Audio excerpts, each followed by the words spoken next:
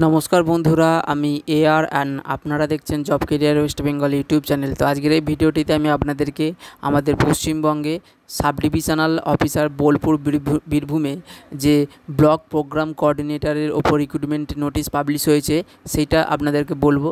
তো তার আগে যারা এখনও পর্যন্ত job career West Bengal YouTube চ্যানেলকে সাবস্ক্রাইব করে রাখেনি তারা যেন অবশ্যই job career West Bengal YouTube চ্যানেলকে সাবস্ক্রাইব করে রাখে, যাতে এই ধরনের চাকরির বিজ্ঞপ্তি আপনারা পরবর্তী সময়ে দেখতে পান এবং বিভিন্ন চাকরি ফর্ম ফিল আপ করতে পারেন।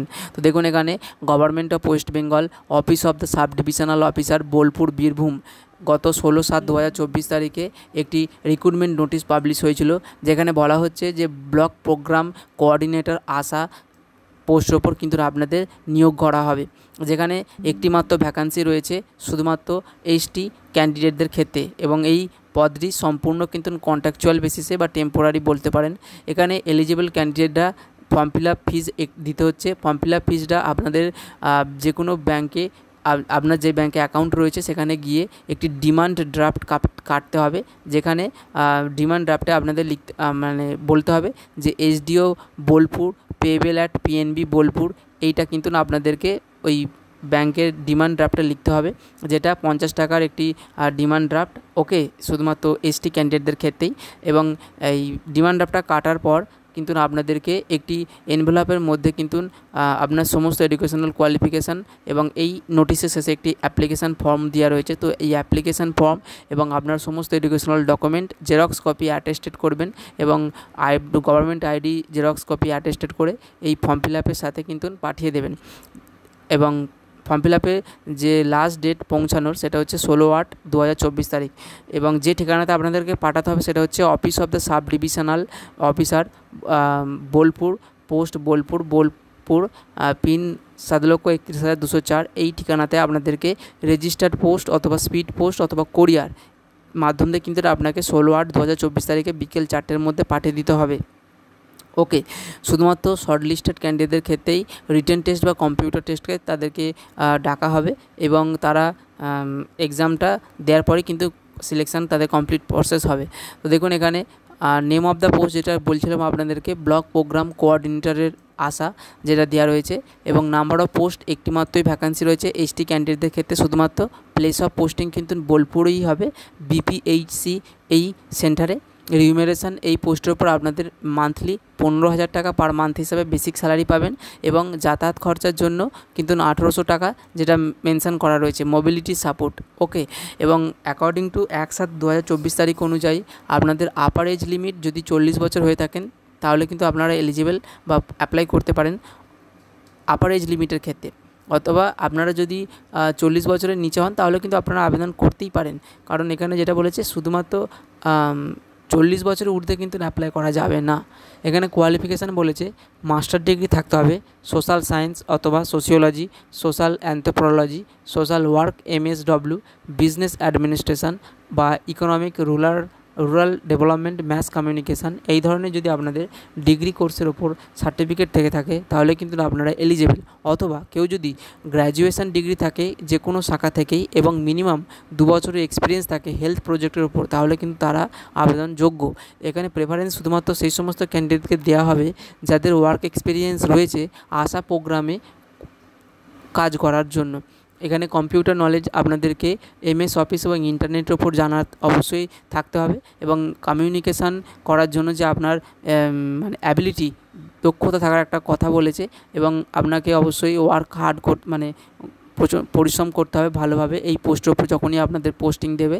এবং এই পোস্টের ওপর কিন্তু বিভিন্নভাবে বিভিন্ন জায়গায় কিন্তু যেতে হতে পারে, তো সেই কারণে বিভিন্ন জায়গা ট্রাভেল করার একটা ইচ্ছা থাকতে হবে। এবং রেসিডেন্স বলেছে এই পোস্টে শুধুমাত্র পার্মানেন্ট রেসিডেন্ট যারা সাব ডিভিশনাল ওই এরিয়ার মধ্যে আছে তারাই কিন্তু আবেদনটি করতে পারবেন।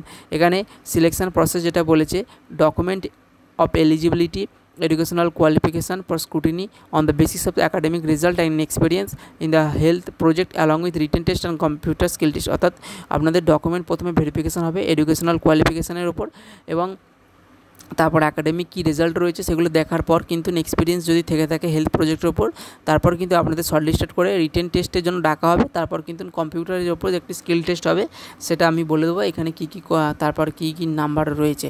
তো দেখুন এখানে এক্সপিরিয়েন্স যেটা বলেছে যে যেই অর্গানাইজেশান থেকে আপনারা কাজ করেছেন সেই অর্গানাইজেশানের নাম, সেই সার্টিফিকেট থাকতে হবে। এমপ্লয়ার অর্থাৎ আপনার নাম থাকতে হবে। নেম অফ দ্য পোস্ট, কী পোস্টের ওপর আপনি কাজ করেছিলেন, কোথায় আপনার পোস্টিং ছিল, প্রজেক্টের কী নাম ছিল, কবে আপনি জয়েন করেছিলেন সেই প্রজেক্টে এবং কবে আপনি কাজটি ছেড়ে দিয়েছিলেন সেটা আপনাদের ওই সার্টিফিকেটের জন্য অবশ্যই থাকে। এবং সিগনেচার থাকতে হবে।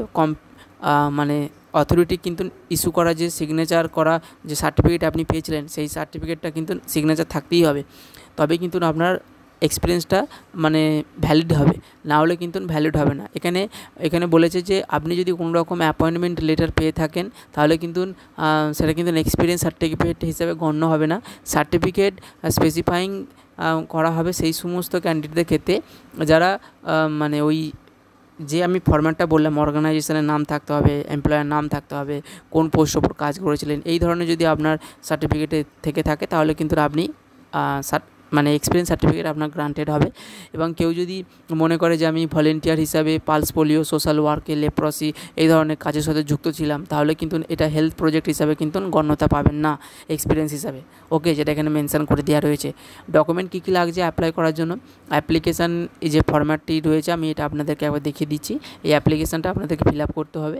এই অ্যাপ্লিকেশানটা আমি এই ভিডিওর ডিসক্রিপশান বক্সে একটি লিঙ্ক দিয়ে দেবো, সেই লিঙ্কের উপর ক্লিক করে এই নোটিশটি ডাউনলোড করে নেবেন। এই নোটিশেই ওই অ্যাপ্লিকেশান ফর্মটি দেওয়া রয়েছে, ফর্মটি প্রিন্ট আউট বার করে আপনারা ফিল আপ করে তার সাথে মাধ্যমিকের এক্সামিনেশানের অ্যাডমিট কার্ড অথবা এজ প্রুফ সার্টিফিকেট দিতে পারেন, মার্কশিট অফ মাধ্যমিক পাসে, এইচএস পাসের, গ্র্যাজুয়েশান, পোস্ট গ্র্যাজুয়েশান অর্থাৎ আপনার যে এডুকেশনাল কোয়ালিফিকেশান রয়েছে তার সমস্ত মার্কশিট এবং রেসিডেন্সি প্রুফ হিসেবে আধার কার্ড, ভোটার কার্ড এগুলো জেরক্স কপি দিতে পারেন।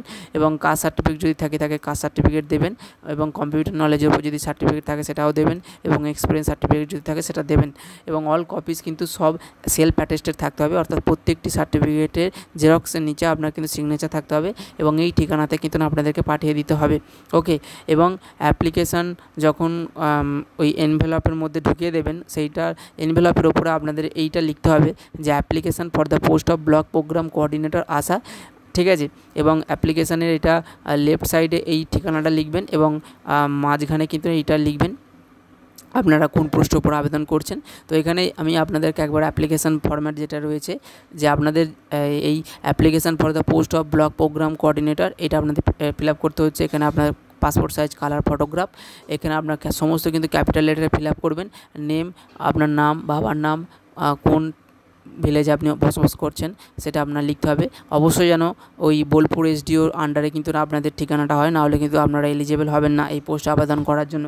এখানে আপনার contact number, email ID, date of birth, 1/7/2024 তারিখ অনুযায়ী আপনার বয়স কত ছিল, আপনার সেক্স মেল আর ফিমেল সেটা উল্লেখ করবেন, আপনি কোন কাস্ট থেকে বিলং করেন এবং এডুকেশনাল কোয়ালিফিকেশান যা মানে যে সমস্ত বোর্ড থেকে আপনি পাস করেছেন, কত মার্কস পেয়েছিলেন, কত পার্সেন্টেজ পেয়েছিলেন, কোন ইয়ারে পাস করেছিলেন, কী কী সাবজেক্ট ছিল সেগুলো এখানে সবই লিখবেন। এখানে মাস্টার ডিগ্রি যদি কোনো থেকে থাকে কোন সাবজেক্টের ওপর ছিল সেটা লিখবেন এবং রেলিভেন্ট যদি কোনো রকম ওয়ার্ক এক্সপিরিয়েন্স থাকে গভর্নমেন্ট বা সেমি গভর্নমেন্ট বা প্রাইভেট সেক্টরে সেটা কিন্তু রাইট মার্ক করবেন।